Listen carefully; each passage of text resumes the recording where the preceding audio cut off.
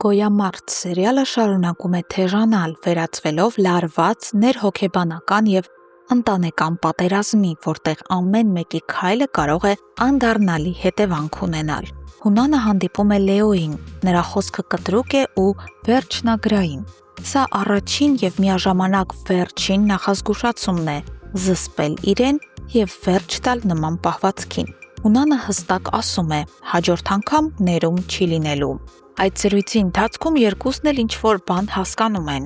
Հունանը գիտակցում է, որ Լեոն պարզապես պաշտպանում էր իր քրոջը,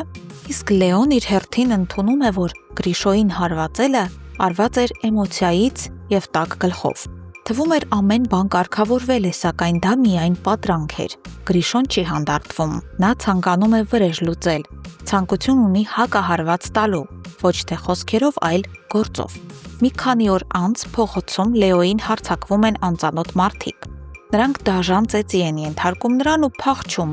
առանց որևէ բացատրության։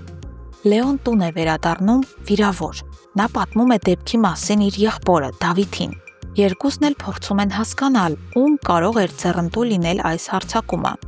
Քանի որ Հունանի հետ բոլոր հարցերը կարծես թե պարզվել էին, ոչինչ չէր հուշում, որ նոր բախում է սպասվում։ Դավիթը որոշում է գործել։ Նա հանդիպում է հենց Հունանի հետ։ Զրույցից հասկանում է, որ Հունանն այս դեպքի հետ կապ չունի։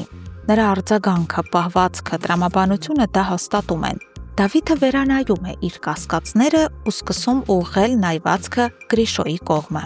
Եվ այդ պահին ամեն ինչ սկսում է տեղավորվել։ Դավիթը գտնում է Գրիշոյին։ Նրա պահվածքը, խուսափողական պատասխանը, լարվածությունը անմիջապես մատնում են նրան։ Դավիթը, չնայած առանց փաստերի, հասկանում է՝ սա Գրիշոյի վրեժի փորձն էր։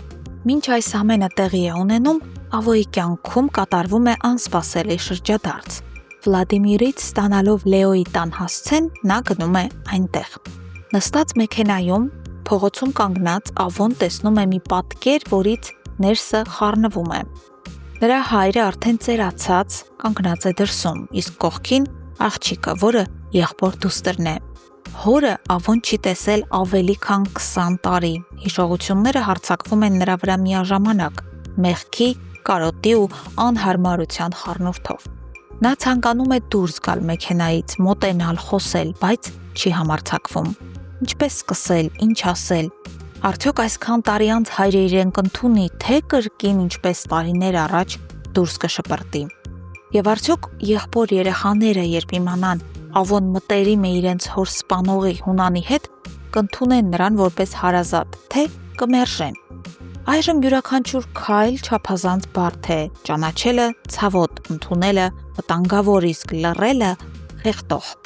Գոյամարտը նորից մեզ կանգնեցնում է այն պահի առաջ, երբ մարդիկ բախվում են իրենց անցյալի հետ, իսկ անցյալը երբեք չի մոռանում։ Հարգելի հետևորդներ, արդյոք Ավոն կհամարձակվի ու դուրս կգա մեքենայից։ Գրեք մեկնաբանություն։